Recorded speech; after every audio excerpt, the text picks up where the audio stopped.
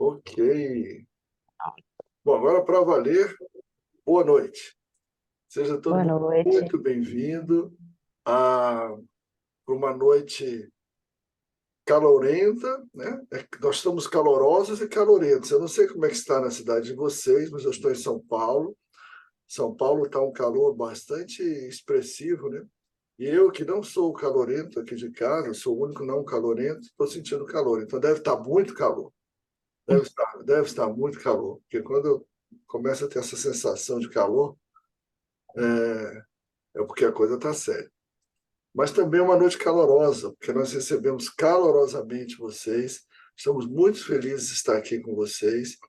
E hoje a gente tem uma companhia muito legal. Além da Lili, querida, que está sempre aí comigo, né, Lili? Nós temos duas pessoas aqui que podem enriquecer demais, demais a nossa noite. Só um instantinho. Sheila, você está em Palmas, Sheila? Quantos graus está aí? 49, 51?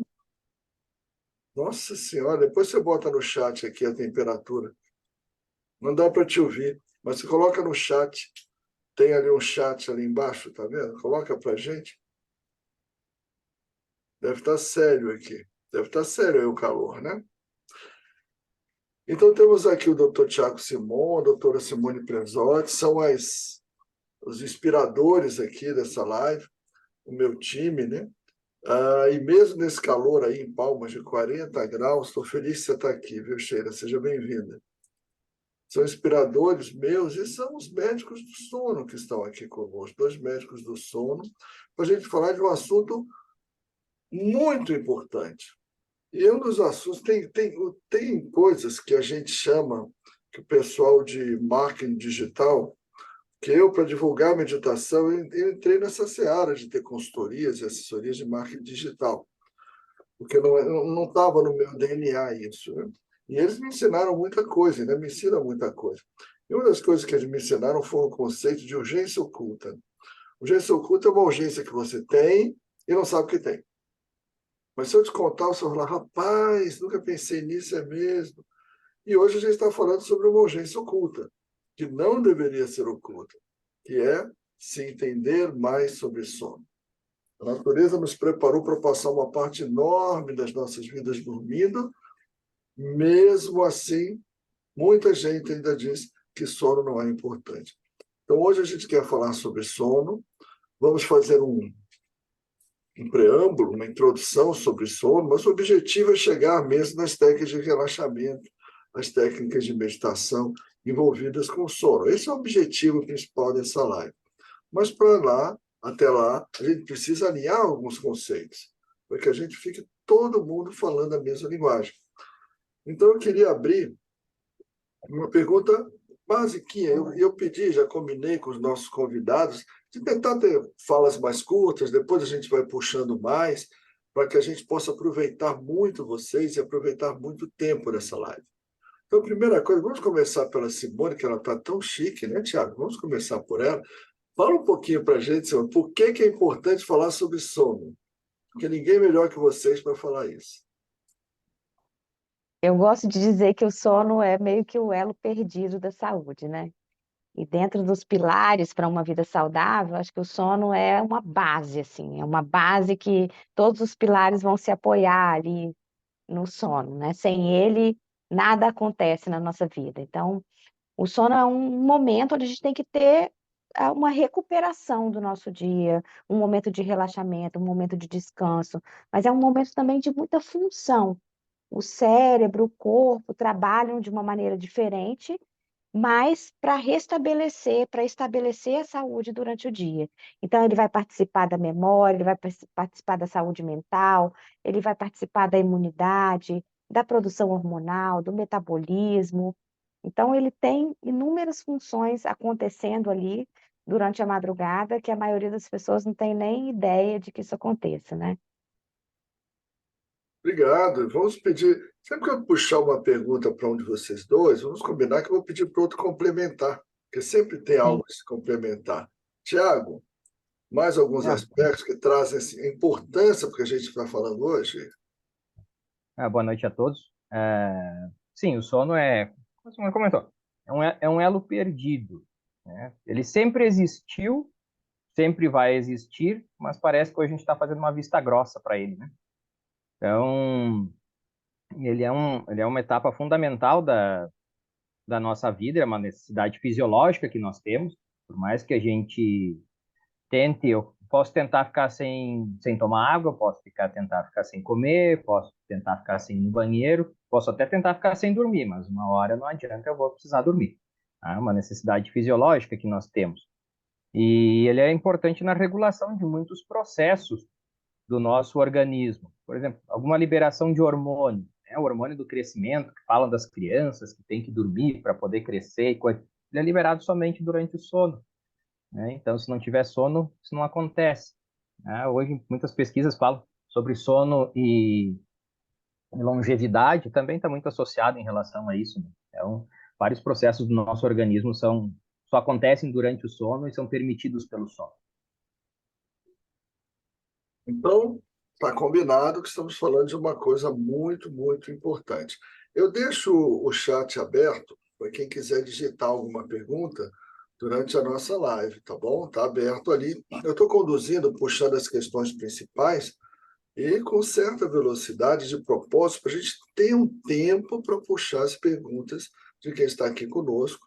Mas primeiro eu estou gerando já algumas respostas que talvez sejam as respostas daquelas perguntas mais que deveriam ser óbvias para nós e não são. Tiago, já que você está com o microfone aberto, conta para a gente, por que você acha que não se dorme bem hoje? Quais seriam as principais razões de existir esse cenário que a gente vê de falta de sono? Se for analisar historicamente, desde que foi descoberta a energia elétrica, desde que foi criada a lâmpada, a sociedade já não dorme direito. Então, lá nos princípios, se for puxar historicamente, Revolução Industrial, terceiro turno de trabalho, hoje as pessoas trabalham à noite, então dormem menos, né, e durante o dia. Mas especialmente questões como necessidade de trabalho, é um dos motivos, mas muitos temas de saúde mental, né, especialmente ansiedade, estresse, especialmente nesse período pós-pandemia que estamos vivendo aí, e a ascensão das telas, né? Esse foi um dos grandes vilões, só ajuda muito a tecnologia, tanto que está nos permitindo esse momento aqui, pessoas do Brasil inteiro conversando, mas a questão da luminosidade das telas também tem sido um grande vilão aí do sono nos últimos anos. Simone, você complementa, por favor? É exatamente o que o Tiago falou, né? Acho que a presença da luz no nosso dia, na nossa noite, na verdade, né? A luz à noite e a ausência da luz no dia também, né? Esse é um outro ponto. A gente está muito dentro dos ambientes, dentro de casa, dentro do trabalho, dentro de locais fechados e tendo pouca exposição à luz natural. E isso contribui muito para essa qualidade de sono ruim. Estresse, preocupação, sociedade 24/7, tudo isso vai contribuindo para a gente ter uma qualidade de sono cada vez pior. E a não valorização do sono, né? Às vezes por desconhecimento e às vezes porque a gente troca ele, valoriza outras questões, como o trabalho infinito, como, né, às vezes a gente até fala de procrastinação do sono, né? Você, por querer, não dorme porque você se dá o direito de assistir Netflix, né? De fazer outras coisas que lhe tragam prazer mesmo que não seja trabalho, né, que seja de prazer. Então a gente sabota um pouco o sono em prol de outros prazeres na vida, e isso não acaba chegando à conta uma hora. Simone, a gente chama de higiene as medidas, o conjunto de medidas feitas para preservar a saúde. Esse é o conceito de higiene, né? Um conceito talvez mais claro para a gente. Então, não é de se Uhum. espantar que existe o termo higiene do sono, né? Quando eu vi esse termo pela primeira vez, uns anos atrás, sabe, eu me assustei, né? Eu não imaginava que existisse higiene do sono. Eu vi esse termo, acho que 98, 99, né? Tem um tempo já, né, gente? Tem um tempo já. Mas eu tô na estrada há mais tempo, então para mim foi há pouco tempo. E eu vi esse conceito de higiene do sono e me assustei. Mas existe essa higiene do sono? Você pode explicar o Existe. que é e deixar aí você falar os 3 itens, o Gustavo falar os 3 itens, a gente não vai conseguir falar tudo, né? Isso aí dá uma live só de higiene do sono. Mas você poderia Dá. abrir o assunto para a gente, por favor? Quem sofre de insônia não gosta nem de ouvir falar isso de higiene do sono, sabia? Eles chegam para a gente e falam assim: pelo amor de Deus, não manda eu fazer aquela higiene do sono, porque eu já faço isso e não adianta nada. Então, na verdade, higiene do sono é um conjunto de cuidados que a gente tem que ter para o nosso sono. O sono é um processo, ele não é um botãozinho de liga e desliga, então ele vai acontecer. Então, a gente tem que favorecer esse processo de sono, de adormecimento, né? E, e a gente tem que ter alguns cuidados. Então, comparando com a higiene oral, por exemplo, né? A gente tem que passar o fio dental, a gente tem que escovar nosso dente, mesmo estando saudável o nosso sorriso. Quando o nosso dente está doente, está com a cárie enorme, que a gente precisa tratar um canal, a higiene continua sendo necessária. Ela não é o tratamento, mas ela continua sendo necessária para que as coisas corram bem. Então, esse é um ponto muito importante, que a gente tem que sempre manter essa higiene do sono. E aí eu vou falar de 3 itens, por exemplo. Uma, uma das coisas é a gente dar uma desacelerada quando vai chegando à noite, né? Procurar atividades que sejam mais tranquilas, evitar a, a, o acesso à luminosidade excessiva. Então, você vai apagando as luzes da casa, isso vai economizar sua energia também. Você vai evitar o uso de celular, tablet, computador, uma ou, de maneira ideal, 2 horas antes de dormir. Eu sei que isso é difícil, mas a gente tem que procurar, pelo menos 1 hora antes de dormir, desligar os eletrônicos. Em contrapartida, a gente tem que se expor à luz durante o dia, então isso também faz parte da higiene do sono. A gente cuida do nosso sono à medida que a gente, desde que a gente acorda. Então, uma outra medida também é praticar exercícios regularmente, isso favorece o sono. Mais o que, Tiago? Vai lá. Deixa alguma coisa para o Thiago, que ele Daqui está a se pouco não mexendo, sobra nada ele aí, tá né? se mexendo na cadeira aí. Daqui a Tava pouco não sobra. Ih, Já essa já estava falou, já contando falou. nos dedos o que estava sobrando para Sim, ele ali. Não essa tem já falou. 10. É.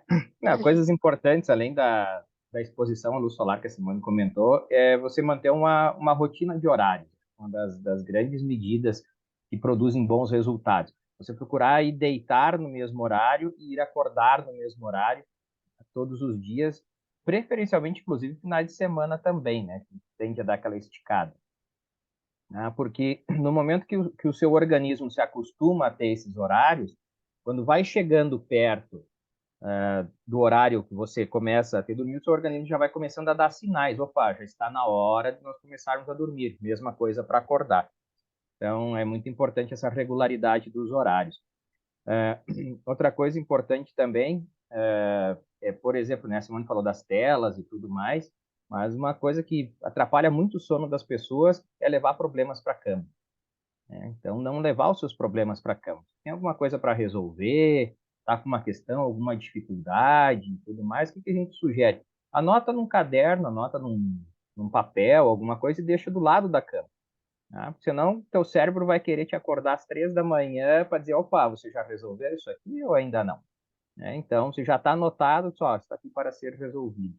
Então, evitar essa questão que você vai levar a ruminação, vai levar estresse, pode prejudicar o sono.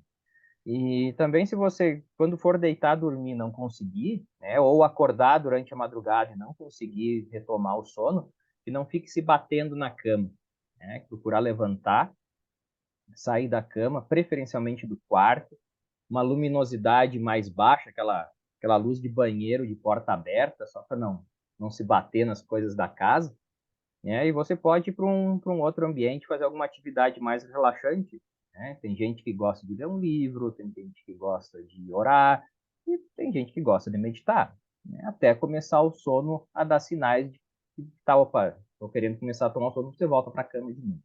Então, também é uma dica importante. Cuidados alimentares são importantes, né? Evitar refeições muito pesadas próximo ao horário de dormir, porque pode atrapalhar, né, o próprio processo, a posição que você vai adotar, né, vai tender de dormir de barriga para cima, uma posição que não ajuda muito e favorece o ronco, por exemplo. né? E a questão do consumo de bebidas, né? Evitar líquidos em excesso para não ter que levantar e ir no banheiro à noite, né? A questão de estimulantes, especialmente o cafezinho, né? Que somos o maior consumidor mundial de café e é bom o café mesmo, tá? Mas que a gente não tome o café próximo ao horário de dormir. O café ele leva cerca de 5 horas, mais ou menos, para ser metabolizado. Então, para evitar pelo menos 5 horas antes de dormir.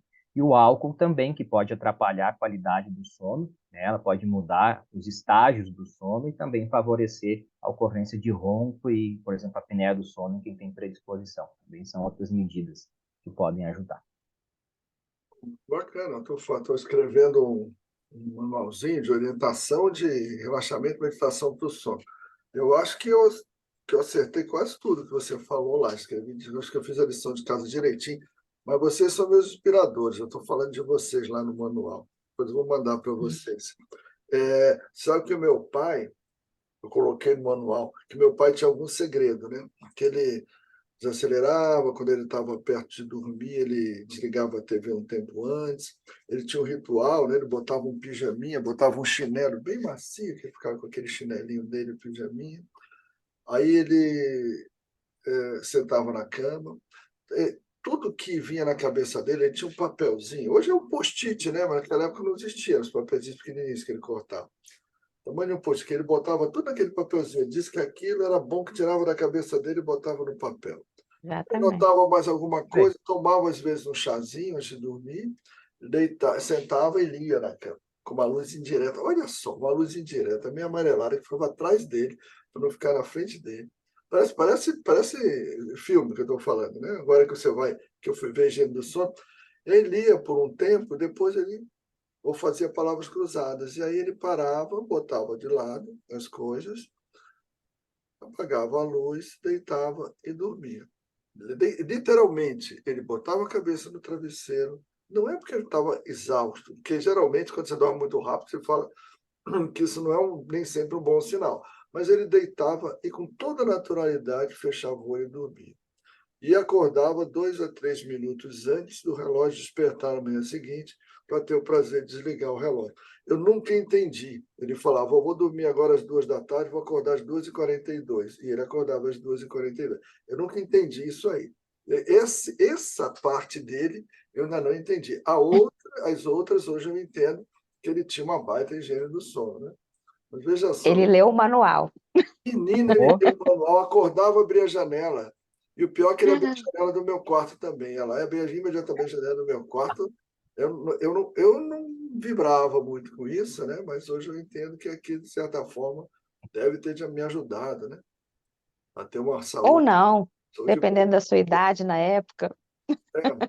Mas sempre ele tinha esse hábito de abrir a janela. Mesmo na adolescência, que tem essa discussão. Mas, Simone, vamos falar um pouquinho. Não, o Tiago falou por último, então o Tiago abre. Antes de medicamento, né? Porque todo mundo fala em sono, né? Todo mundo, não toma, onde eu tenho um remedinho que eu tomei, eu vou te dar. Não vamos falar de medicamento, tá? Antes de medicamento, antes de se falar em medicamento, o que que o médico do sono faz? Além de higiene do sono e antes do medicamento, o que existe mais? Que medidas o médico do sono faz antes do medicamento?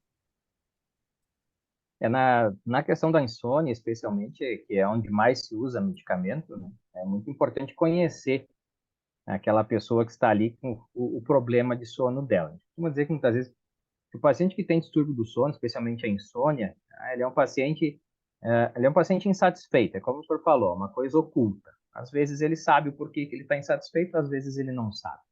Mas essa insatisfação indiretamente está gerando o desconforto dele, o estresse e a insônia. É importante conhecer os hábitos para poder orientar a questão da higiene do sono mesmo, mas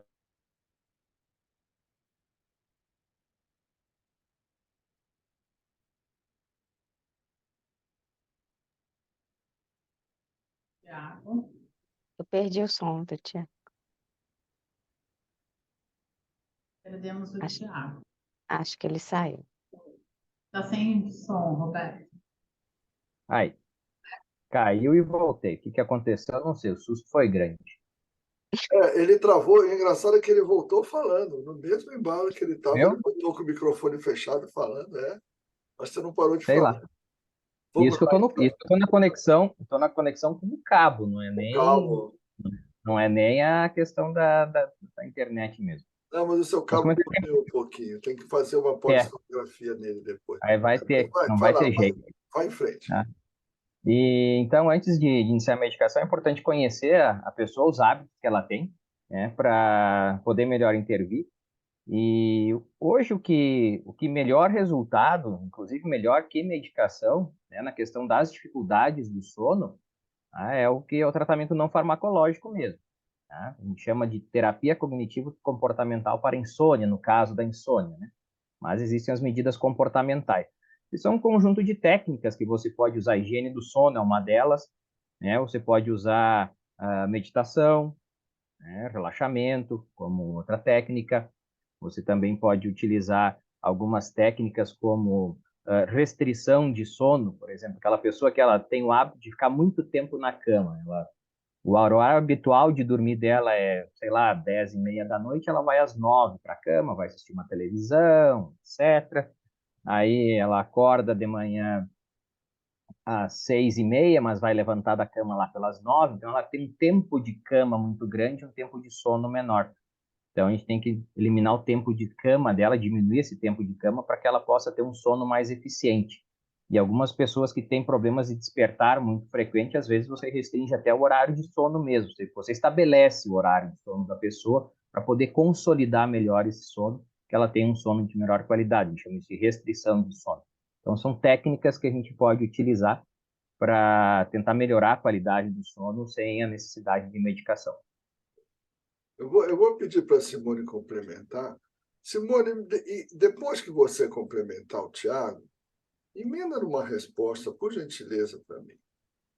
Existe uma relação no sono da pessoa não se entregar ao sono, da pessoa ter uma resistência a se entregar? Existe um perfil cognitivo comportamental que dorme com mais dificuldade, que resiste mais ao sono, que tem sensação de perda de controle, que, que tem dificuldade de largar para trás as coisas para poder dormir? Porque, às vezes, uma vez eu li um sujeito, eu li um meme, me mandaram um meme. Né? Eu rio de meme, eu rio, gosto que me manda humor, eu rio de qualquer piada infame, eu começo a rir. E ele me mandou um meme dizendo assim: gente, vocês já perceberam que a gente precisa fingir que está dormindo para poder dormir? Que incrível. Eu falei: putz, a vida é mesmo, né? Você precisa sair, largar tudo para trás, deitar na cama e se entregar ali. E, como ele falou no meme, você tem que fingir que está dormindo, que aí você dorme.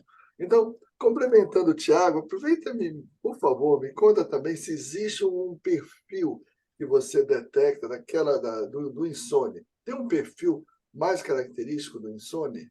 Existe, claro que existe, né? Então, a gente fala que a insônia ela acontece por causa de três P's, né? O primeiro P é esse aí, é o P da predisposição.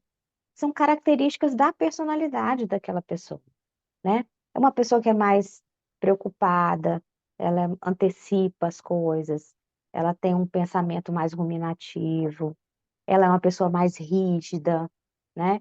Então, a gente tem, sim, características de personalidade que fazem com que uma pessoa tenha predisposição a ter insônia. Mas só essas características de personalidade não vão fazer essa pessoa ter insônia a vida inteira. Tanto que essas pessoas, tem gente que é assim e não tem insônia, tem gente que é assim e tem insônia de uma noite quando está preocupado com um evento pontual que vai acontecer na semana que vem. Mas aí vem os outros fatores, que são os fatores que precipitam a insônia, que tem a ver com o estresse, né? O estresse, que é a vida da gente acontecendo, as preocupações da gente, e que às vezes são pontuais, às vezes são crônicos, e os fatores que são perpetuantes, que aí dizem mais respeito a comportamentos, crenças, né? E às vezes até o uso de medicação, são coisas que a gente foi introduzindo na vida da gente para tentar melhorar o sono e que no final das contas acabam perpetuando essa situação da insônia. Então, a resposta para sua pergunta é que sim, existe um tipão assim mais provável de ter insônia. E, e só complementando também, e existe o hiperalerta, né? Aquele que tem dificuldade de desligar. Aquele que está ligado na tomada 220, trabalha 18, 19 horas por dia, acha que dormir é perda de tempo, né? Então, é o hiperalerta. Aí, quando ele diz, eu não consigo desligar, né? Tipo, mas o senhor tem que dormir, eu não consigo desligar. Então, esse também é um perfil que aparece com uma certa frequência, especialmente agora no pós-pandemia, que também é bem desafiador aí de poder abordar esse perfil, que é bem resistente ao sono. É difícil, e também para meditar, né? Eu já fiz atendimento privado de pessoas que eu chamo, você veio aprender a meditar, ok, senta aqui, vamos conversar. Aí a pessoa fala, sentar, doutor? Não, não consigo, sentar não consigo. Eu vou ficar aqui em pé me mexendo, você vai falando daí. Aí você tem que começar com outras técnicas, com outras abordagens, não dá para ele ficar quietinho para meditar mesmo. Eu imagino como é que quem chega assim no consultório de sono, né? E existe, para quem entrou agora, para quem vai assistir a gravação da live, existe, gente, a medicina hoje do sono, existe habilitação em medicina do sono, e tem profissionais para isso. Existe psicólogo do sono, existe médico do sono, ou seja, existe muita gente boa pronta para ajudar pessoas insônias. Então, não precisa ser um sofrimento, não precisa ser um, um, um vaticínio, né? Olha, isso aqui estou fadado a esse destino. Você pode procurar ajuda e deve procurar ajuda.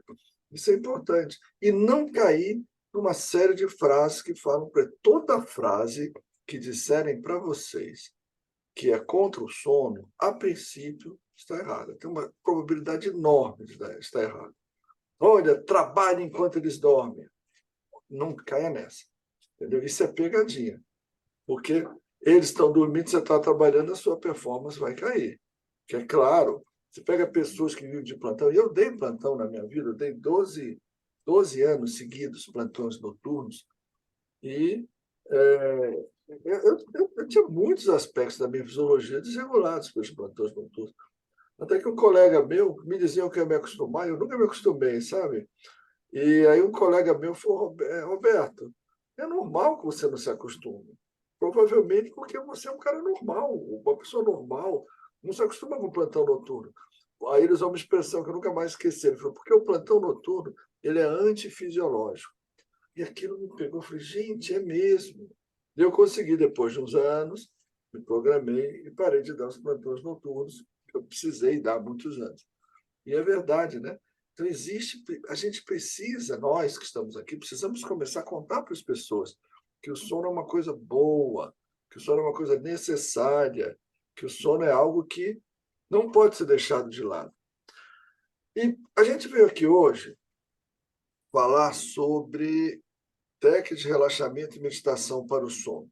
Eu queria antes que Tiago, primeiro, depois Simone, nos desse a base técnica, sem falar muito mediquês, né? Porque senão a pessoa vai ter que assistir a live depois, ou a gravação da live com um tradutor do lado.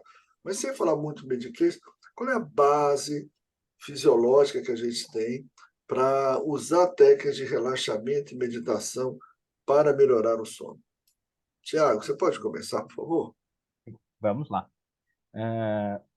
O nosso, nós temos assim, o nosso organismo, né? Ele desde o tempo do homem das cavernas, né? A pessoa tinha que se tentar se manter viva, etc.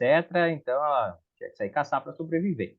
Então ela saía caçar, às vezes encontrava alguns inimigos ali que eram mais temerosos, né? Encontrava um leão, por exemplo, um urso. Então tava aquele leão perseguindo a pessoa, ela tinha que tomar uma providência. Ou ela lutava, ou ela fugia, ou ela congelava e o bicho comia ela. Então, isso gerava uma certa resposta no organismo. Tá? Fazia que o batimento do coração aumentasse, fazia com que a gente respirasse mais rápido, a nossa pupila dilatava para poder enxergar melhor e tudo mais, nossa pressão arterial aumentava. Então, essa é a resposta de luta e fuga que se falava. Na sociedade atual, hoje, nós vivemos na mesma resposta de luta e fuga, só que o leão que existe é outro, né? É o boleto para pagar, é o trabalho, né? São questões familiares, é o estresse, é a ansiedade. Então, esses são os leões atuais, são leões virtuais, né? E a meditação e o relaxamento vai procurar combater essa resposta de estresse que nosso indivíduo ou até a própria sociedade vive hoje. Então, ela vai atuar, a meditação vai atuar nesta resposta de estresse, basicamente. Então, nós temos o nosso sistema nervoso, né, bem simples e resumido, ele tem duas vertentes. O sistema nervoso que a gente não consegue controlar, que se chama o autônomo, né, ela tem duas vertentes. Ele tem o simpático e o parasimpático. Né? O simpático, por mais que o nome seja bonito, simpático, esse é o que não é legal. Né? Esse é o que dá a reação de luta e fuga. Né? E o parasimpático, ao contrário. Tá? Então, ele vai contrabalançar essa resposta. Vai fazer o quê? Que a nossa respiração diminua, que o nosso batimento diminua, do coração diminua, a nossa pressão arterial diminua, para que a gente esteja mais tranquilo. Né? Quando você está sendo ameaçado, né, você tem que pensar em lutar, fugir, alguma coisa. O seu cérebro, a coisa que ele menos vai querer fazer é pensar em dormir. Então, muitas as pessoas que estão nesse hiperalerta passam por isso. Né? Então, para você poder engrenar os mecanismos do sono, você tem que estar confortável. O teu organismo tem que passar uma mensagem que, está ok, o batimento está bom, faz um checklist lá, batimento bom, pressão boa, respiração boa, ok, está tudo certo, não tem ameaça, agora podemos dormir. Então, basicamente, assim, muito resumidamente, é assim que o relaxamento e a meditação atuam para favorecer o sono. Simone, você pode complementar? Nos enriquecer mais um pouquinho? Eu li esses dias, né, que a meditação e as técnicas de relaxamento vão levar a um estado mental e corporal que são muito parecidos com o do sono.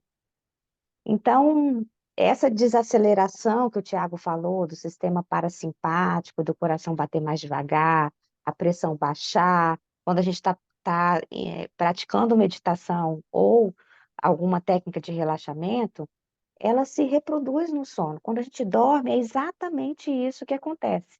É exatamente essa alteração fisiológica que acontece com o nosso corpo. Então, são muito semelhantes. E o que os trabalhos falam? Que os meditadores, né, experientes, eles vão trazer benefícios a longo prazo para o sono, de aumentar o tempo de sono, de aumentar a quantidade de sono profundo, de aumentar a quantidade de sono REM. Meditadores idosos, eles têm um sono parecido com o sono de um jovem. Então, é uma técnica que é capaz de manter a juventude do sono, porque à medida que a gente vai envelhecendo, a gente vai perdendo qualidade de sono. O nosso sono não fica tão mais curto, mas ele fica com a qualidade prejudicada. É um sono leve, é um sono picado, e o meditador de longo prazo, ele mantém as características de um sono mais jovial, vamos dizer assim. Essa é uma coisa que eu aprendi com os colegas do sono, né? Que sono tem que ter quantidade e qualidade. Às vezes você dorme muito, mas você não dorme bem. Seu sono não é um sono fisiologicamente adequado. E aí eu contei o caso do meu pai, o caso da minha mãe era o oposto. Ela dizia que não dormia. Ela dizia, não é que ela dizia que dormia mal, que dormia pouco, ela afirmava que não dormia. E a gente falava, não é possível, você dorme, você não é zumbi? Claro que você dorme, né? Não, eu não durmo. Aí, claro que ela dormia, né? A gente fazia umas pegadinhas com ela. Não, passou um pessoal falando palavrão ontem na madrugada. Eu vi, era mentira. Então, coitada, a mamãe já está lá com o Papai do Céu, mas a gente fazia essas brincadeiras com ela. Porque ela tinha a crença, gente, que não dormia. Porque a sensação de sono reparador dela nela quase não existia. E quando ela foi levar isso para o médico passou um medicamento para ela que ela usou, acho que dos 60 a 83 anos, ela ficou usando medicamento. Uma coisa que hoje é uma coisa impensável, né? Ela não fez um trabalho, ela não fez nenhuma, como a gente diz na médica falando, medication, nenhuma propedêutica, né? Nenhuma investigação adequada para a questão do sono dela, só tomou um remédio. Mas, gente, vamos agora à parte principal da nossa conversa de hoje. Por que é a parte principal? Porque nós não podemos, tinha um místico que escrevia chamado Eliphas Levi, que ele falava assim, você tem que ter cuidado quando você sabe alguma coisa, para não sair falando para as pessoas e fazer as pessoas passarem da ilusão ao desespero diretamente. Se eu está na ilusão, aí vai daí para o desespero. Né? Ele está achando que está dormindo bem, você mostra para ele que está dormindo bem e manda ele embora. Inclusive, teve um trabalho, teve um índio uma vez que chegou para um padre, na época da catequização no Brasil, né, chegados portugueses, que o padre ensinou para ele que andar nu era pecado. E aí ele botou uma roupa, ficou assim meio incomodado com a roupa e falou, mas e antes, quando eu andava nu, era pecado? Eu ia. Aí o padre falou, não, não ia não, porque você não sabia ainda. Aí o índio olhou para ele e falou, então por que você me contou? Não é possível. Porque o índio foi da ilusão ao desespero diretamente. Então, assim, piadas à parte, foi feito um trabalho uma vez de 3 grupos, com 3 grupos. Olha que interessante. Eu estou tentando achar esse trabalho tem uns 2 anos, não consigo mais encontrar, mas era interessante que, num grupo, eles fizeram palestras sobre estresse. No outro grupo, eles deram uma revista para as pessoas lerem, não falaram, não explicaram fisiologia do estresse, nada sobre estresse. Enrolaram lá qualquer outra coisa com as pessoas, um grupo controle. E no terceiro grupo, eles deram palestras sobre estresse e técnicas para fazer resposta de relaxamento, que o Tiago descreveu, o doutor Tiago escreveu aí, né, Tiago? Então, o melhor resultado veio no grupo que recebeu o aprendizado das técnicas e realmente aprendeu a gerenciar o estresse, a fazer técnicas que produziam resposta de relaxamento. Mas você sabe qual foi o segundo melhor grupo em resultados? O que não recebeu orientação nenhuma. O pior de todos foi aquele que chegaram, falaram de todos os malefícios do estresse para eles e não deram nada. Não deram uma orientação, não deram nada, não ensinaram coisa nenhuma para ele levar, né? Os americanos chamam de take-home message, né? Aquela mensagem para você levar para casa, aquele aprendizado. E é isso que a gente queria hoje. Trazer algumas técnicas, usar um pouco da experiência da Simone, do Tiago, com técnicas de preferência simples, né? Que não sejam extremamente elaboradas, que podem ajudar pessoas a dormir melhor. Simone, você quer começar? Vamos fazer um ping-pong, a Simone fala uma, o Tiago fala outra, e as perguntas estão abertas, viu, pessoal? Eu acho que ou vocês estão sonolentos, a nossa está tão boa a live que está todo mundo quase dormindo, né? Ou está tão boa a live que nós estamos tirando todas as dúvidas antes delas aparecerem. Você vê que eu só vejo pelo lado bom, né? São 2 copos meio cheios possíveis. Mas mesmo estando boa, pessoal, pode botar a pergunta no chat. Vamos fazer um ping-pong? Simone, você quer começar? Então, uma técnica a gente pode propor uma técnica de relaxamento através da respiração. Então, uma técnica interessante é aquela técnica do 4, 7, 8. Então, a gente senta, de preferência, médico de sono gosta de orientar que tudo que seja feito para você dormir seja feito fora do quarto, né? Então, isso a gente também não vai fazer na cama, a não ser que a pessoa já tenha uma experiência muito positiva com isso. Eu faço isso na cama e eu adormeço. Mas fora isso, a gente tenta fazer isso fora do quarto. Então, sentar num local confortável, uma postura, pode ser deitado nessa situação, porque a gente quer provocar o relaxamento, e a gente vai praticar uma respiração suave, mais profunda, uma respiração pelo nariz, abdominal, né? Bota a mão no abdômen, na barriga, e sente o movimento da respiração através da barriga, fazendo uma inspiração durante 4 segundos. Então, a gente conta, inspirando 1, 2, 3, 4, retém durante 7 segundos. Então, conta 1, 2, 3, 4, 5, 6, 7. E depois você faz uma expiração, joga o ar para fora de uma maneira mais prolongada em 8 segundos. 1, 2, 3, 4, 5, 6, 7 e 8. Se você não conseguir fazer, né, com 4, 7, 8, a gente pode fazer com 3, 5, 6, né? e faz isso durante 5 minutos a princípio, vai tentando aumentar o tempo. E isso é uma técnica de respiração que ajuda a relaxar, e a gente pode fazer isso antes de dormir. Legal. Você sabe o que quem não consegue fazer o 4-7-8? Eu falo para contar mais rápido no começo. Olha, você não consegue? Comece 1, 2, 3, 4, 3, 4. 3, 4, 5, 6, 7, 1, 2, 3, 4, 5, 6, 7, 8, e vai lentificando até chegar a um segundo. É um truque que eu faço. Também com algumas âncoras da meditação eu faço esse truque. Peço para contar mais rápido, né?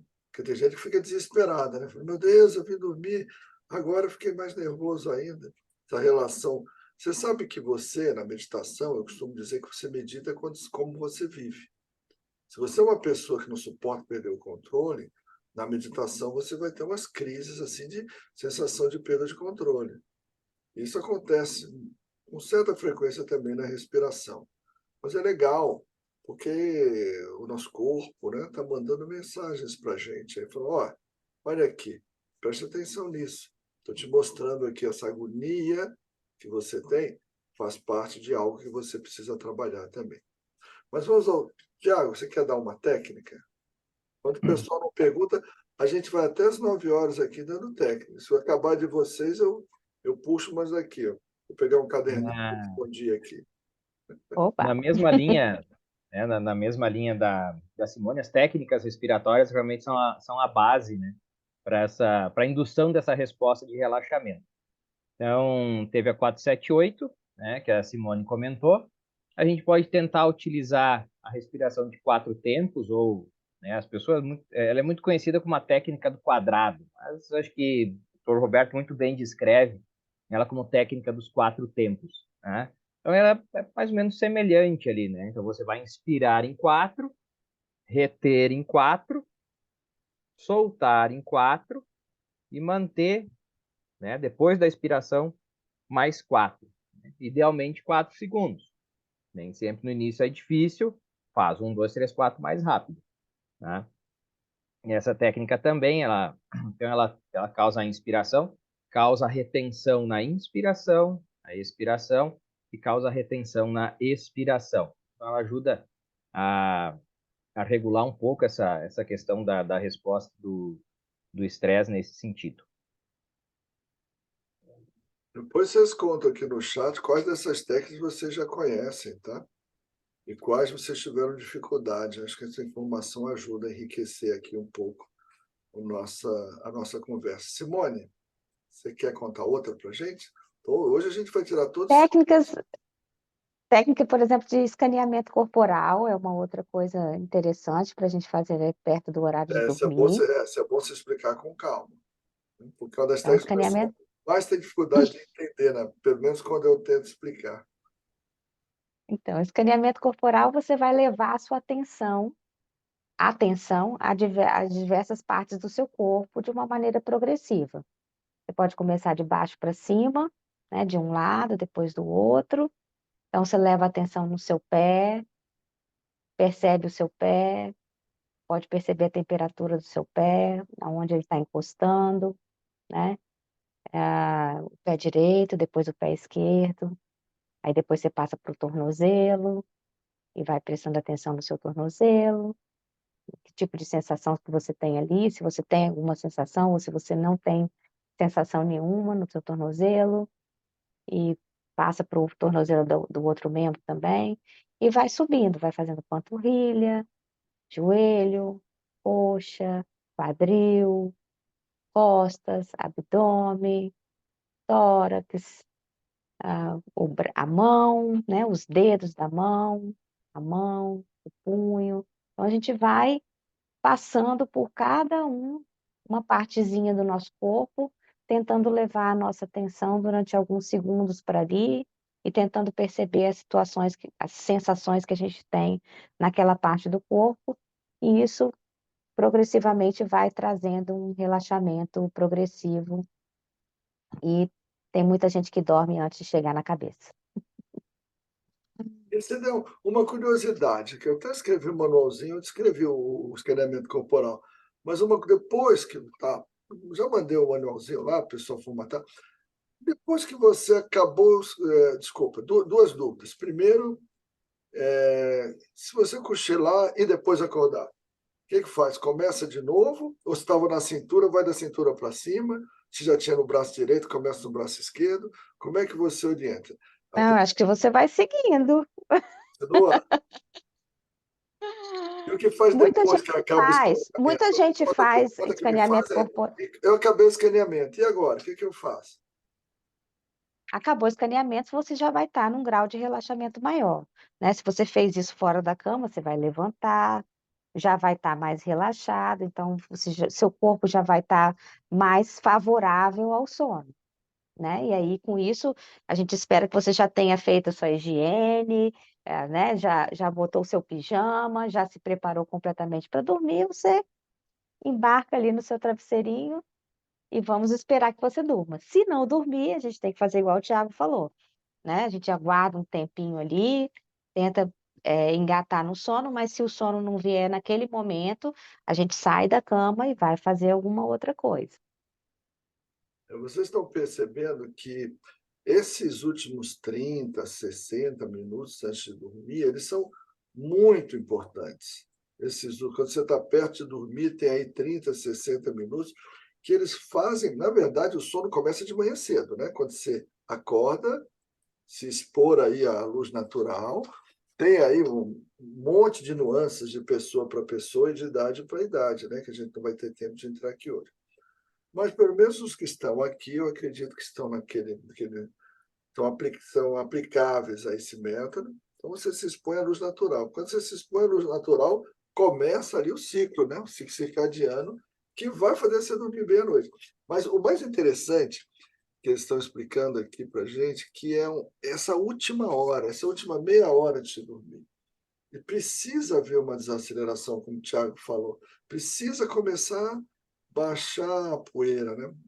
Falo isso para minha filha, ó, tá na hora de baixar a poeira, ela já entende, já sei, nada de tela, isso, aí ela já vai parando de ver tela. Então, é um ritual do sono que é difícil. Nós já temos um grande desafio, sabe? Simone e Thiago, eu fico pensando às vezes, o nosso corpo não foi feito para o shopping, nosso corpo com aquela profusão de comida, né, oferta de alimento. Nosso corpo não foi feito para luz artificial, ele não foi feito para várias coisas.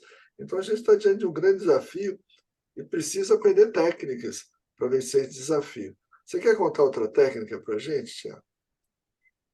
É bem tranquilo. Então, o escaneamento também ele é bem importante. Uma técnica que ela é, não digo semelhante, mas da mesma linha, é a técnica de relaxamento profundo. Como é que funciona? Você vai induzir uma resposta de relaxamento. Então, você vai estar sentado, até deitado mesmo. Se estiver deitado, até se aconselha que você dobre um pouco os joelhos, até que você tenha um pouco de tensão para perceber o seu relaxamento ali. Você vê se não estou mais relaxado, menos relaxado. É um bom marcador.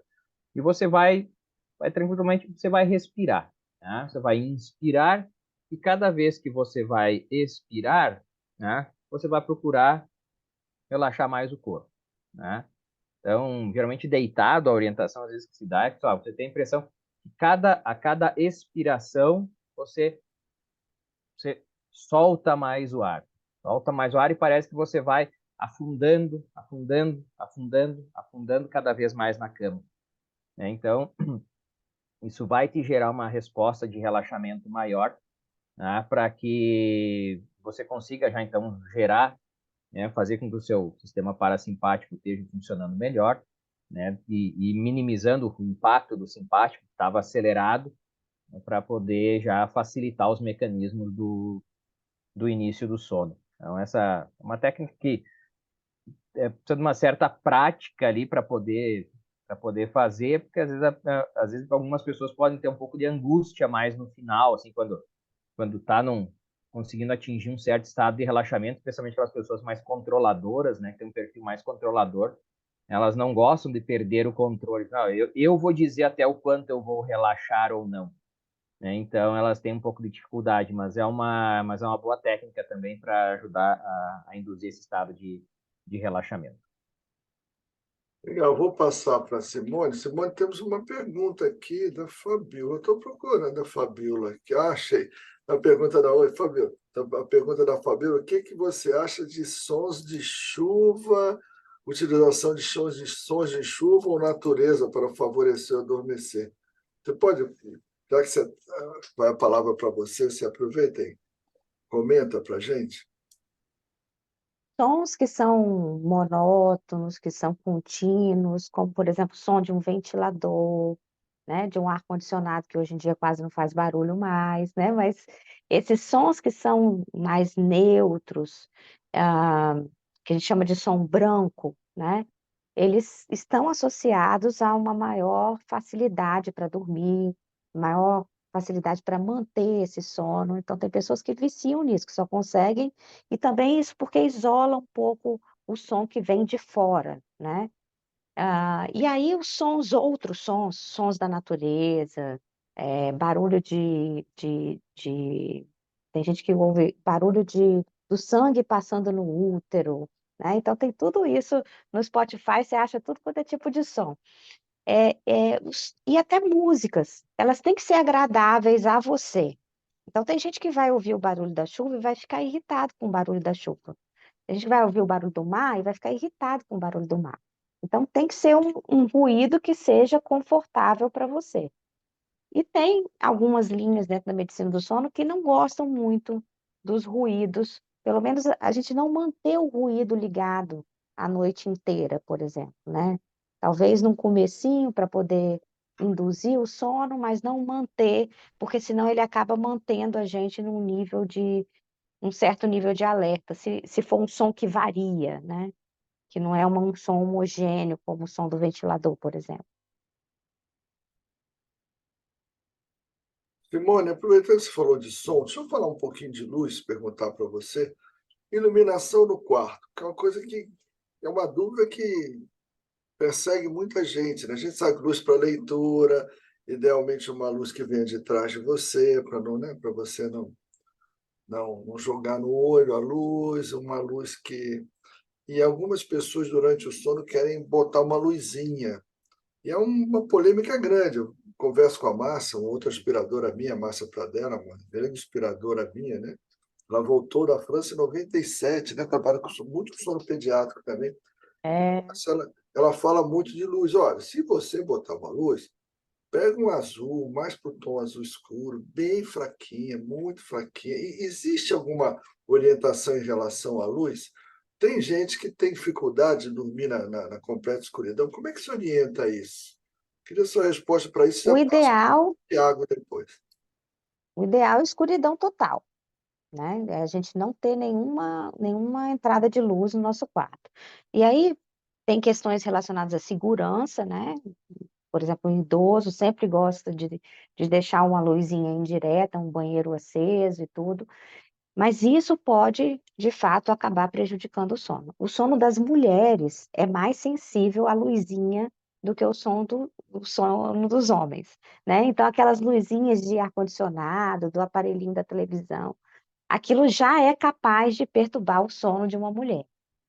E é capaz de que essas pessoas tenham mais dificuldade para perder peso também. Então, tem trabalhos que mostram que pessoas que dormem com a luzinha acesa, elas têm um peso maior.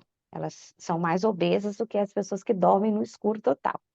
Ó, mais um estímulo aí para a galera Mas, apagar a gente, luz. quem for ver essa gravação depois não é fator único, não. Senão tem gente que vai começar a comer Não, fósforo para poder dormir. Não é só mas, uma das variáveis, tá? mas se for ter luz, que a luz seja amarela, alaranjada ou avermelhada, né? Então, nesse espectro mais de amarelo para o vermelho, para poder ter no quarto, ou no banheiro, ou na luz que vai ficar de sinalizador ali. E outra coisa é que se você precisar deixar uma luzinha acesa, por questões de segurança, você pode usar tapa-olho, aquelas máscarazinhas de tapar o olho. Que aí, se você levantar para ir no banheiro de noite, você vai tirar a máscara e a luzinha vai estar lá, né? Mas o resto da noite você está com o seu olhinho protegido ali com a máscara. Tiago, eu queria te ver esse respeito também e queria te pedir para aproveitar e já responder a pergunta da Cadê o... Sumiu a Ariane. pergunta dela? Por que eu não estou vendo a Ariane. pergunta? Ah, sim. Cariane, alguma indicação para quem tem TAG, transtorno de ansiedade generalizada? Como é que você conduz, né? Mas fala da luzinha antes, por favor, e do barulho. Você sabe que, deixa eu só fazer um parênteses. Eu morei 12 anos no Nordeste, morei 12 anos em Maceió. Eu tinha amigos lá que não dormiam sem o barulho do ar-condicionado. Aquele mesmo de parede, sabe que se for um buraco na parede, botou ar? E quando lançaram um ar-condicionado novo, né? Esses, como é que chama? Os splits, né? E eles não abriam mão do ar de parede, eles iam comprar, às vezes, usado, mas eles precisavam do barulho do ar-condicionado de parede, porque dormiu 20, 25 anos com aquilo ali. A pessoa não tira, né? É igual a senhorinha, né, que o médico fala, isso é bom, piada para médico do sono, né? Senhorinha, a senhora vai acabar se viciando nesse remédio para dormir. Eu falei, que nada, doutor. Há 25 anos que eu tomo um toda noite, até hoje não me viciei. Então, a mesma coisa acontecia com o ar-condicionado. Eles ficaram viciados naquilo. Eles diziam que não era vício, mas era, né? Mas fala um pouquinho sobre luz e sobre essa questão da ansiedade generalizada para a gente, por favor. Na questão da luminosidade, vem como foi comentado, né? Aquela luz de porta de banheiro meio aberta, se precisar levantar durante a noite. Para algumas pessoas, a luminosidade não é um problema maior, você ter uma luz, né, no quarto, tá? Mas isso é uma coisa muito individual. A recomendação é que realmente seja a escuridão. Mas se tiver que colocar luz mais a nível mais baixo, não tão alta, né? Se precisar acender durante a noite. Então, a luz de um abajur para baixo, hoje você tem aquelas lâmpadas que você coloca na tomada, tem o botãozinho do liga e desliga, tá? São as luzinhas mais, esse tom mais amarelado e tudo. Bom eram aquelas lâmpadas incandescentes, aquelas que não existem mais. Aquele era o melhor tom de luminosidade que a gente tinha, tá? Então, nesse sentido. Mas para algumas pessoas é muito individual, né? Para algumas pessoas não tem problema maior com a luminosidade. Em relação ao som, talvez da mesma forma para algumas pessoas, existe um certo condicionamento, né? Então, a pessoa se condicionou a dormir com o barulho. Então, mesma coisa, a pessoa, eu preciso tomar o remédio para dormir, eu preciso ouvir o barulho, né? Então, na insônia da criança, por exemplo, existe, né, essa insônia de, de condicionamento. Até tem um vídeo muito, muito estranho, assim, uma criancinha, um japonesinho, ele estava na banheira, pequenininho, assim, tinham meses, eu acho. Não sei se era montagem ou não. Ele pegava, estava na banheirinha, ele batia na torneira, caiu o barulhinho da água, ele dormia. Aí o pai ia lá, fechava a banheira, ele acordava, ligava a banheira para poder dormir. É a questão de condicionamento, né? Em relação ao transtorno de ansiedade, realmente é muito desafiador, né? A pessoa que tem ansiedade generalizada na questão dos exercícios de meditação em si. Você pode, talvez, realmente, assim, aí você tem que avaliar bem a situação e se tiver que indicar alguma coisa, técnicas de relaxamento que seja, até a Cariane que tá, que tá entrando. Só vou ligar o meu PC na tomada enquanto isso. Em relação à questão da ansiedade, aí você não opta por técnicas meditativas, né? Você opta por técnicas de controle, de respiração consciente, né? Meio minuto, por favor. Pronto, agora estamos garantidos. Técnicas de respiração consciente. Então, você pode tentar uma técnica de 4 tempos, se ela conseguir tolerar, né, a técnica do 4-7-8. Você pode tentar uma técnica respiratória que ajuda na questão da ansiedade. Eu conheço o nome da técnica como Breathe Light, então respiração leve, tá? Que até a Sheila também conhece essa técnica, que você procura fazer, você vai perceber a respiração, então, tanto sentado ou deitado, você coloca as mãos nas suas costelas, né, bem na transição entre o tórax e o abdômen, e você vai respirar e vai perceber o movimento das costelas. Não é o movimento do abdômen como a gente faz na meditação, faz o movimento das costelas, né? e você procura inspirar em 4 tempos e você procura expirar em 6 tempos. Então, essa técnica é uma técnica que pode ajudar nesses casos de ansiedade e tudo mais. Então, se você querer fazer técnicas mais sutis, aí realmente, ou né, o relaxamento profundo, por exemplo, onde você tem que ter uma entrega maior, essas técnicas aí, às vezes podem ser mais desafiadoras para quem tem ansiedade. Não sei se a Simone quer complementar alguma coisa para o próprio Dr. Roberto. Simone, falar da ansiedade generalizada, eu tenho mais 2 Ah, perguntas para fazer para você. ansiedade, a ansiedade é uma coisa que leva à insônia, e a insônia piora a ansiedade, né? Então, é uma via de mão dupla ali. Então, Depressão também, né, Simone? da mesma forma, a depressão e várias outras questões de saúde mental. Então, existe uma relação muito importante com o sono, né? Uma via de mão dupla, e a gente sempre tem que cuidar das duas coisas. Não adianta a gente tentar cuidar da ansiedade com o psiquiatra, de maneira medicamentosa, às vezes até com terapias comportamentais, e descuidar do sono das pessoas. Então, a gente tem que, ao mesmo tempo, cuidar tanto do sono quanto da ansiedade.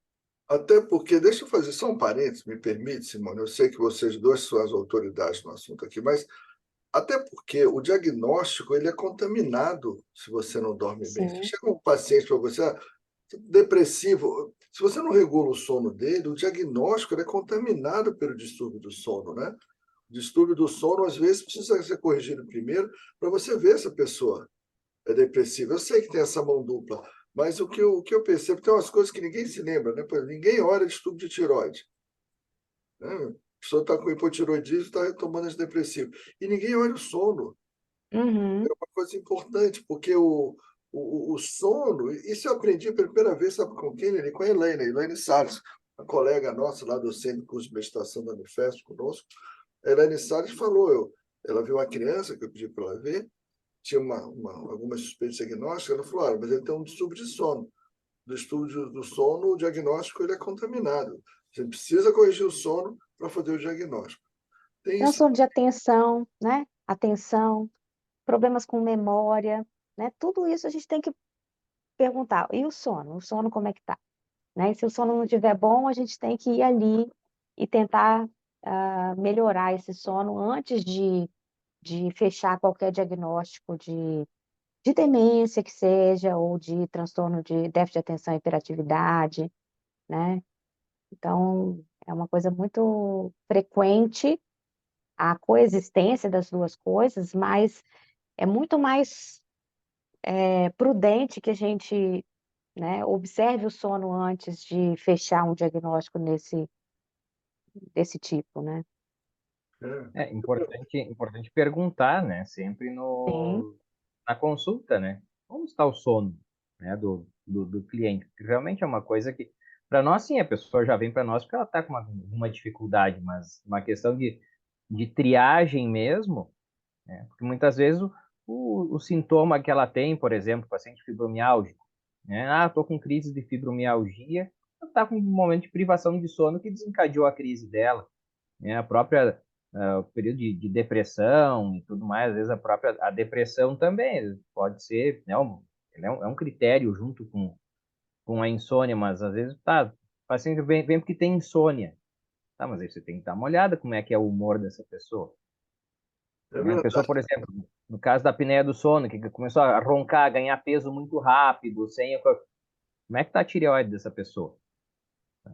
Isso mesmo. Você sabe que eu fui docente em 3 escolas, sabe, Tiago? Não sei se você e Simone sabem, fui docente da Federal de Alagoas, fui docente da Unifesp e montei um serviço escola lá na Santa Casa também, em São Paulo. E eu sempre falava uma coisa para os residentes, principalmente na Unifesp e na Federal de Alagoas, na Santa Casa estava ligado mais à área de imagem, mas nessas duas outras, eu sempre falava nos residentes, no pós-operatório, residentes internos, eu falava, olha, tem 4 coisas que você precisa perguntar para o paciente no pós-operatório, sobre dor, sobre alimentação, sobre as eliminações e sobre o sono. Porque se o paciente no pós-operatório estiver dizendo que não tem dor, está se alimentando normalmente, as eliminações dele estão normais, fazendo cocô e xixi, e está dormindo bem, ele está muito bem. Está tudo bem. É muito difícil a pessoa estar com problema e esses 4 parâmetros estarem ótimos. Então, são muito importantes. Eu tenho 2 perguntas, enquanto vocês não perguntam. Vocês são pouco perguntadores, né? Um público muito atento e pouco curioso, mas só o fato de vocês estarem aqui significa que vocês estão interessados no assunto. Primeira pergunta. Tiago, temperatura para dormir. Existe uma temperatura adequada para dormir? A pergunta vem bem ao caso aqui, né, nessa temperatura que a gente está hoje. Eu vi a final da Copa do Brasil, eu sou um pobre flamenguista, e eu vi a final da Copa do Brasil no domingo. Se eu não me engano, eles deram o pontapé inicial do jogo, deram a saída do jogo, se eu não me engano, a 36 graus. Imagina o que é para um atleta jogar a 36 graus. Se a gente, às vezes, tem dificuldade de dormir com 36 graus. Temperatura, o que se fala sobre temperatura para você dormir melhor? Uma das funções do sono é a regulação da temperatura corporal. A nossa temperatura ela também tem um ritmo circadiano, ela varia ao longo das 24 horas. E um dos sinais, inclusive, né, para favorecer o início dos processos de sono é a queda de temperatura. Tá? Então, nós temos, por exemplo, uma pequena queda de temperatura depois do almoço. Por isso que, às vezes, a pessoa tira uma sonequinha ali. Que, além de estar naquela coisa do pós-comida, do pós-prandial, você tem uma queda de temperatura. Aí, durante a noite também. Então, o nosso organismo ele vai, entre aspas, diminuindo a temperatura, conforme o entardecer vai indo, né, e chega num vale, num menor horário, num menor valor de temperatura ali pelas 3, 4 da manhã. Então, se você tem uma temperatura corporal mais alta, realmente esses processos, né, fisiológicos de desencadeamento do sono vão demorar mais. Você está com, né, uma temperatura maior, vai demorar um pouco mais para acontecer. Então, isso nos dias quentes é frequente. Quando você, por exemplo, faz atividade física próximo ao horário de dormir.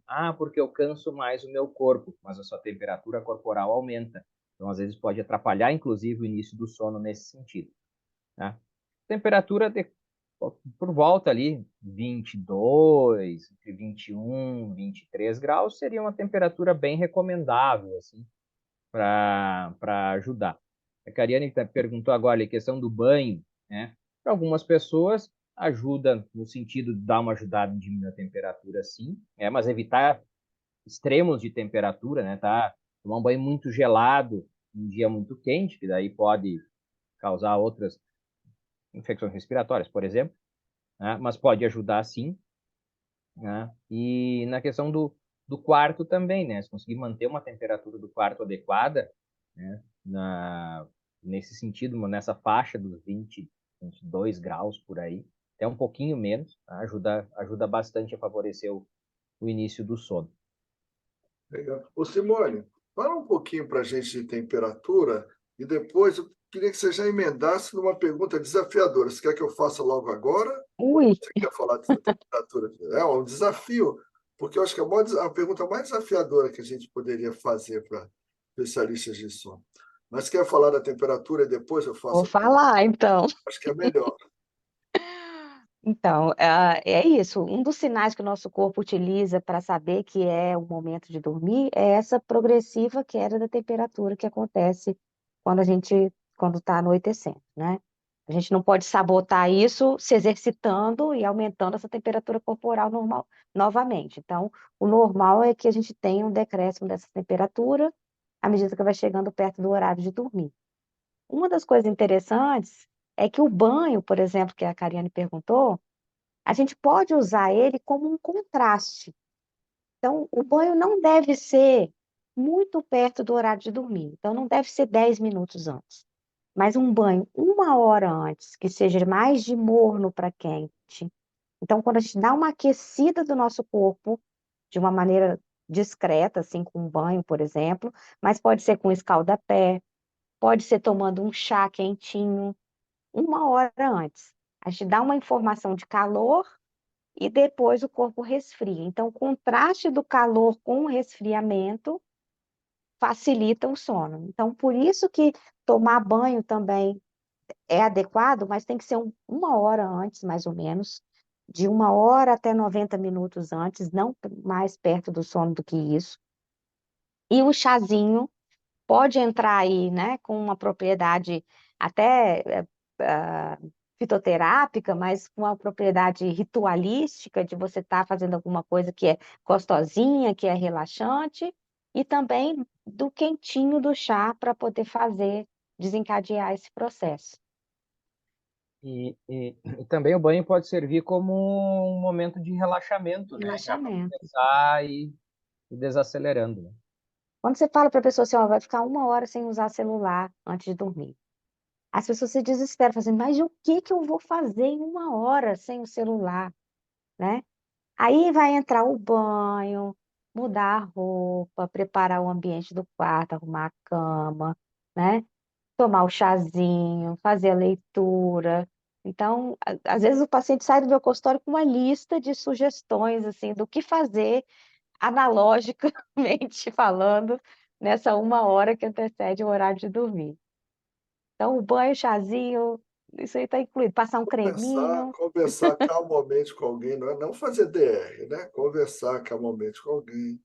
Tem muitas coisas que escrever, tem, né? tem pessoas que oram para as estrelas também. Eu gosto de Também. rituais, assim. Mas o importante é essa hora, esses 30 minutos finais, ter esse ritual. Agora, É. a pergunta desafiadora final. Quem começa? Passo para ele, Ui, o que você estava falando? Deixa ele começar dessa vez? pode ser. Tá bom. Então.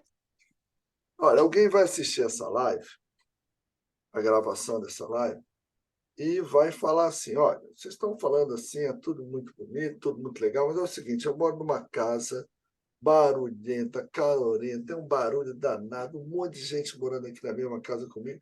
Não consigo, não tem silêncio, não tem. Chega uma pessoa assim para você, o que que você diz a ela? Você manda benzer, você chama um padre? O que que você faz com ela? Você medica direto? Como é que você trabalha essa questão de condições domiciliares desafiadoras? Porque é uma pergunta, alguém pode assistir essa live e falar, pô, vocês estão fazendo piada, né? Vocês estão fazendo piada. Você deve morar numa casa maravilhosa. Até a temperatura você regula, bota musiquinha, bota. Você está de brincadeira? Minha casa é uma confusão danada. Como é que você conduz essa conversa? Tiago, depois da Simone. Tiago, vamos conversar com você. Simone Vamos abriu lá, a live. Vamos começar com você. vamos lá. Primeiro é importante entender, né, essas condições e entender que realmente o sono de uma pessoa, né, pode afetar todas as outras e vice-versa, né? Então, existe a dinâmica do sono da família. Por exemplo, tem um marido que ronca, a mulher tem insônia por causa do ronco do marido, né? Enquanto não tratar o ronco do marido, a mulher não vai melhorar da insônia. Então, nesse sentido, então, é importante ver, assim, existem coisas, tentar entender como funciona a rotina da família da situação que for, e tentar entender o que que eu posso mudar ali e o que que eu não posso mudar, né? O que eu posso mudar, eu vou tentar mudar. Comportamentos. Ah, porque os filhos ficam pulando tarde. Vamos tentar fazer alguma atividade com os filhos, alguma coisa mais relaxante, para os filhos também irem se acalmando, para ficar mais tranquila a situação, etc. e tal. Né? Ó, seria um ritual de sono para a família inteira, que seja, o que conseguir. Então, o que eu posso mudar, eu vou tentar mudar. Tá? O que eu não posso mudar, bom, aí eu tenho que começar um trabalho de resiliência e aceitação, porque muitas vezes a pessoa ela quer ir contra aquilo ali, né? Ela tem, porque tal coisa tem o barulho, isso aqui, opa, faça amizade com o barulho, né? Então, para quê? Para isso não gerar uma resposta de estresse maior que vai acabar prejudicando o sono e levando à insônia. Então, acho que mais ou menos nesse sentido. O que eu consigo mudar, eu vou tentar trabalhar para mudar. Seja com medicação, sem medicação, etc. Mas o que eu não puder mudar, acho que precisa um pouco de resiliência e aceitação. E isso a meditação traz, né? Então é difícil. Muitas vezes a pessoa chega na consulta lá, ela diz, eu vim aqui tentar, quer meditar, quer respirar, que nada, eu quero um remédio, né? Então, tudo bem. Você vai ter que ver. Não é o momento para poder inserir, né, a meditação, né, e mais o relaxamento nesse momento. Mas é uma semente que eu tenho que plantar. Tem que plantar e toda vez que ele vem, tem que tentar regar, né? Então, nesse sentido, opa, vai um tempo que ele vai estar aberto aquilo ali, tá? Mas a questão da resiliência e da aceitação realmente são ferramentas bem importantes aí que É desafiador, sim, é desafiador, né? Então, nesse sentido. A médio e longo prazo, a meditação trabalha bem resiliência, aceitação, e a longo, bem longo prazo, a meditação te permite perceber o silêncio que está por trás do barulho. Assim como quando você olha para um quadro, você percebe que tem uma tela branca ali, sobre a qual o quadro foi pintado. Ou o cinema, você olha para o filme e olha para a tela. Você consegue olhar para o filme e olhar para a tela. Você consegue fazer essa relação, você percebe o barulho e percebe o silêncio que está por trás do barulho, como a tela está por trás daquela pintura que você está vendo. Mas isso já é a muito longo prazo. Mas se chega nesse ponto, sim. Simone, como é que você lida com essa situação tão desafiadora assim? Então, a gente, né, com o tempo, a gente vai escutando muitas histórias, né? Então, esses desafios têm muitas particularidades dentro de cada família. Às vezes, um ajuste, um detalhe pequeno, assim, sabe? Há pouco tempo atrás, teve um paciente meu que chegou e falou assim: Olha, o que perturba meu sono é que eu vou dormir na cama com a minha filha, que tem 6 anos, eu deito na cama com ela, aí eu durmo junto com ela. Aí quando eu acordo, eu não consigo dormir mais. Mas ela não consegue dormir se eu não estiver ali dormindo com ela. Aí, só de você conversar sobre essa questão do sono da filha, né? Fala assim: olha, em vez de deitar, você senta do lado dela e dá a mão, e de repente você vai soltando a sua mão e fala assim: aí eu vou ali beber uma água e já volto. E ela dorme e você vai ter a liberdade de dormir no seu quarto. E ele, quando ele voltou na consulta, ele falou assim: Nossa, Simone, mas fez uma diferença enorme na minha vida isso, sabe? Então, são coisas, são desafios que são particulares de cada um. Os casais, né? É muito importante essa questão do sono dos casais, porque existe, por exemplo, cronotipos diferentes. As pessoas são, uma é da noite e a outra é da manhã, né? Um gosta de acordar às 5 e o outro já gosta de acordar às 9. O que gosta de acordar às 5 vai dormir às 8. E o que gosta de acordar às 9 vai dormir 1 hora da manhã. Então, os casais, eles têm que chegar num ajuste também. Então, o médico de sono também é capaz de orientar nesse sentido. Que tipo de ajuste que a gente consegue fazer? Pequenas coisas, pequenos hábitos que podem fazer uma diferença muito grande. Eu tive um desafio muito grande agora na pandemia, né? As pessoas falando assim, mas como é que eu vou deixar o quarto só para dormir, né? Que é uma das orientações que a gente faz. Deixa o quarto só para dormir, para namorar. Se as pessoas estavam tendo que trabalhar dentro de casa, então um trabalhava na sala, outro trabalhava no quarto, outro trabalhava, né? Os crianças estudavam dentro do quarto, então cada um estava no seu ambiente de trabalho, que era o mesmo ambiente de dormir, né? Isso foi um desafio muito grande. E a orientação era: faça uma pequena transformação no seu quarto na hora de dormir. Fecha tudo, guarda tudo de trabalho, arruma uma roupa, bota um sprayzinho, né? Acende uma luzinha, uma velinha. Então, faz uma coisa para sinalizar para o seu cérebro que você mudou esse ambiente para um ambiente que é de mais relaxamento, né? Então, tem várias questões, várias particularidades. Pessoas que moram em ambientes que tem muita gente, isso normalmente é muito desafiador, em locais que são muito barulhentos, né, que dormem na beira da 23 de maio em São Paulo, por exemplo, né? Então, a gente pode usar de acessórios, né, tampão de ouvido, ouvir o A sonzinho, Sheila falou aqui que usa tampão de ouvido. né, E o marido que vê tele... A Cariane está perguntando se maracujá ajuda. Você já aproveita e já explica para ela, por favor. Não tem uma evidência científica muito forte no maracujá em relação ao sono, mas a gente pode usar ele como parte do nosso ritual, né? De preparar, por exemplo, um chazinho que contenha maracujá, já é uma substância que não tem cafeína, né? Que não vai te trazer nenhum malefício em relação ao sono. O chá a gente tem que tomar cuidado com a quantidade de chá também, né? A gente chega e fala assim, não, eu vou tomar 1 litro desse chá. Vai fazer xixi a noite inteira, não vai adiantar nada. Tem uma pergunta da Sheila, se é da Sheila, a Selma. Selma pergunta se a meditação deve ser feita antes de dormir.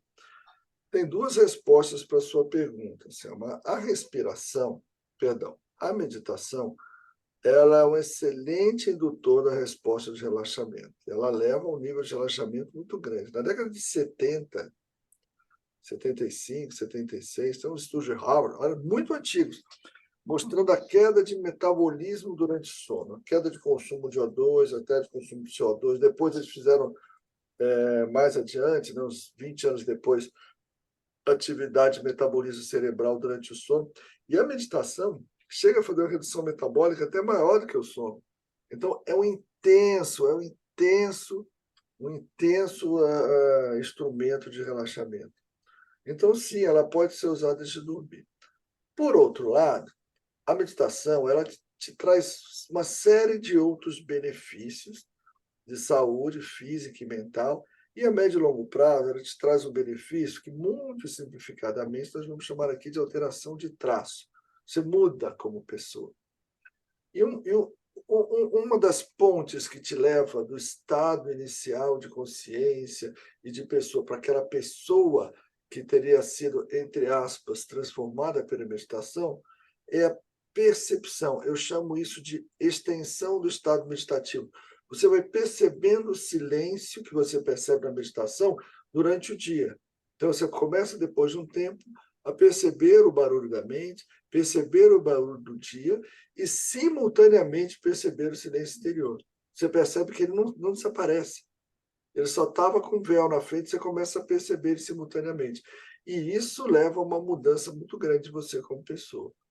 Mas quem medita e dorme rápido, na minha experiência clínica, não tem essa publicação, nunca vi publicação disso, na minha experiência clínica, costuma perder esse pedaço da história. Por isso que eu costumo dizer, não medite e dorme depois. Eu, às vezes, medito e durmo depois, mas tudo bem, eu estou meditando há tanto tempo, eu já nem sei mais a condições eu estou meditando. Mas, então, depois de um tempo, tem uma série de orientações que você não precisa mais seguir. Mas, a princípio, pelo menos aí, os 5 primeiros anos aí de meditação, seria bom você dar um espacinho de uns 30 minutos, que seja. Você termina, vai lá, terminar de botar o pijaminha, terminar de ajeitar a caminha, dá um tempinho aí para depois dormir. E aí, para encerrar, porque a gente já está com a hora adiantada, vai ter que ser muito rápida a resposta da Simone e do Gustavo, porque é uma pergunta que daria uma live inteira também. Fabiola pergunta, o número de horas de sono ideal. Uma pergunta que daria uma live inteira e a gente vai ter que se esforçar para responder em 2 minutos. Vou dar 1 minuto para a Simone e 1 para o Tiago, tá bom? Deixa eu pensar. Pensem um pouquinho, respirem um pouquinho, contem um pouquinho. Já, vamos lá. Então, o ideal é que um adulto, né, durma de 7 a 9 horas de sono. Então, as 8 horas estão dentro desse espectro de 7 a 9 horas. Mas a gente não tem que perseguir só isso, né? O que a gente sabe é que dormir menos de 6 horas aumenta a mortalidade, por diversas causas, porque a gente fica doente, né? Então, a gente sempre tem que ter o objetivo de dormir um pouco mais do que 6 horas. Mas também buscar a qualidade do sono, não só quantidade. E saber que isso muda ao longo da vida, né? Uma criança precisa de mais tempo, um adolescente precisa de mais tempo, né? Um adulto precisa de 7 a 9 horas de sono. E um idoso não precisa de muito menos do que isso, é 7 a 8 horas de sono. Tiago? Não é um número mágico, né? Ele é um número mágico porque está entre o 7 e o 9, só por causa disso. A necessidade de sono ela é muito individual. O que seria o ideal, né? Você não estar privado de sono, você vai deitar quando tiver sono e você vai acordar no outro dia sem o despertador. Então, esse seria o tempo ideal de sono para cada pessoa. Tá? Na nossa sociedade hoje é quando está em férias e olhe lá. Né? Então, nesse sentido. O que tem é aquelas pessoas, não, mas eu durmo 4 horas, eu me sinto muito bem no outro dia. Você se sente bem enquanto o organismo vai aguentando, daqui a pouco a conta chega. Então, nesse sentido, como a Simone falou, já se sabe bem que insônia com tempo de sono menor que 6 horas, né, já está associado a risco de outras doenças, né, diabetes, hipertensão, inclusive aumento de mortalidade. Então, dormir mal pode matar, não é uma frase, parece um negócio impactante, mas sim, né, o mau sono, sono de má qualidade ao longo dos anos, sim, pode levar a consequências bem desagradáveis. Então, Eu quero dizer só mais uma coisinha. vai O lá, mais, o Simone. mais, o mais frequente hoje em dia não é nem insônia, nem apneia do sono. É a gente se privar voluntariamente do sono. A gente não se oferecer o tempo para dormir, por querer, né? A gente não dá o devido valor ao sono e a gente não se oferece esse tempo para o descanso. Então, esse sono insuficiente, a síndrome do sono insuficiente é isso. É a gente, por querer, não se oferecer o tempo para o descanso, o tempo para dormir. Então, esse é o maior mal relacionado ao sono hoje em dia. Não é nem a insônia e nem a apneia, que são os outros distúrbios mais frequentes, né? E nessa linha, então, fica acho que a sugestão e o convite, né, de cada um se comprometer, assumir um compromisso com o seu sono. Né? E vocês, não, o sono ele é importante, assim, então, aquela coisa, eu tenho horário para acordar de manhã, né? O trabalho me demanda isso, que eu preciso acordar a tal hora. Por que eu não ajusto no despertador também um horário para mim ir dormir? Né, para poder já começar a preparar, né, tudo isso que a gente conversou aqui, coisa, essa 1 hora que o Roberto falou, que é essencial antes de dormir. E que eu não procuro, né, assumir esse compromisso comigo. Chegou e falou, tá, agora deu, agora é hora de dormir. É assim como você tem, agora é hora de eu trabalhar, eu não posso estar brincando no celular, não posso jogar futebol, sabe? Porque eu tenho que trabalhar. Então, por que tal hora chegou assim, não, agora terminou, porque agora para mim é hora de dormir. O meu sono é inegociável. Eu ia pedir, antes de eu concluir, que eu vou fechar a live, porque já está 1 hora e meia falando, gente, voou o tempo. É que nem jogo bom, né? Quando você está vendo um jogo bom, quando você vê o jogo já está acabando, é a mesma coisa. Eu pedia para a Simone e o Thiago colocarem aqui no chat, por favor, seus contatos, seus perfis no Instagram, redes sociais, contatos profissionais. O Lili, na gravação aparece, não aparece quando eles colocam no chat? Aparece. Aparece o chat. Tá bom, Deixar aberto, né? Para deixar ele aberto, que aí aparece. ele está aberto aqui. O Tiago e Simone, vocês podem escrever aqui no chat, por favor, seus contatos, seus contatos de Instagram. O meu Instagram, bom, se alguém não tem meu Instagram ainda, o meu Instagram é esse, tá? É o Rádio Cardoso. É o meu Instagram, onde eu falo muito de meditação. Eu faço um monte de coisas na vida, viu? Se eu contar para vocês tudo que eu faço, vocês não vão acreditar. Parece que não se relacionam as coisas com as outras, mas acreditem, elas se relacionam, porque não há nada neste mundo, neste universo, que não esteja relacionado com tudo. Simone Pressotti está aqui, doutora Simone Pressotti, com um Z e 2T. É meu Instagram. E o Tiago é sem H, né? Ah, tá ali, ó, doutor Tiago Simone, já colocou. Tá ali, bacana. Bom, vamos encerrar, né? Eu vou contar uma coisa para vocês no encerramento. Tem um autor chamado Norman Kistenbaum, e ele escreve sobre reuniões no mundo corporativo, defender ideia no mundo corporativo. E tem uma forma completamente de se abordar um tema no mundo corporativo, que é muito diferente da storytelling, que a gente usa muito aí, né? Hoje em dia. É muito diferente. Porque ele diz que a atenção é uma coisa que o tempo não é algo que você demanda, o tempo é algo que você conquista. Então, você vai apresentar, você fez um projeto durante 4 anos, às vezes um grupo de investidores, de executivos, te dá 5 minutos para você apresentar um projeto de 4 anos. E você precisa de 5 minutos. Aí, se eles gostarem, eles te retêm ali por 1 hora. Aí sim. Então, o tempo é conquistado, não é mais demandado. Porque o que é a coisa mais importante de hoje? Nós vivemos numa economia, hoje em dia, que é a economia da atenção. Nada hoje tem mais valor do que a nossa atenção. As empresas disputam a nossa atenção. As redes sociais disputam a nossa atenção. Tudo disputa a nossa atenção.